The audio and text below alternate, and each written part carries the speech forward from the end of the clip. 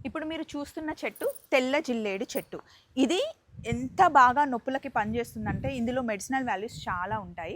మోకాళ్ళ నొప్పులున్నా లేదా ఎక్కడైనా మనకి కాలు బెనికినా, గుద్దినట్టు గట్టిగా ఎక్కడైనా తగిలి వాపున్నా సరే ఈ ఆకుతో కాపుతే గనక సూపర్‌గా పనిచేస్తుందండి. నొప్పులన్నీ తగ్గిపోతాయి. ఎలా కాపాలి అంటే ఆవ నూనె తీసుకొని ఫస్ట్ ఎక్కడైతే నొప్పుందో అక్కడ ఆవ నూనెని బాగా అప్లై చేయండి. ఆకుకు కూడా ఆవ నూనెని అప్లై చేసి పెనం మీద ఆకుని కాసేపు అలా వేడికి ఉంచి ఆ ఆకుని నొప్పున్న చోట పెట్టేసి పైనుండి మళ్ళీ వేడి పట్టెతో కాపుతూ ఉంటే నొప్పి తగ్గిపోతుంది. ఈరోజు ఎంత నొప్పి ఉన్నా సరే ఆకుతో కాపితే నెక్స్ట్ డే ఆ నొప్పి తగ్గిపోతుందండి. ఒకసారి ట్రై చేయండి. మెడిసిన్స్ కన్నా ముందు ఫస్ట్ ఈ ఆకుతో కాపండి.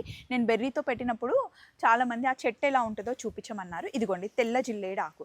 తెల్ల జిల్లేడు, నల్ల జిల్లేడు చూడడానికి సేమ్ ఉంటుంది.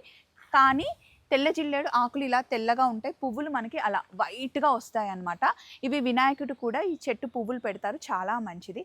ఇది ఫస్ట్ ట్రై చేయండి. మీకు మామూలుగా రోడ్డు మీద కనిపిస్తూ ఉంటుంది తెల్ల జిల్లేడు ఆకు. న్యాచురల్‌గా వచ్చిన మెడిసిన్స్‌ని యూజ్ చేసుకోండి. Thank you. బాయ్.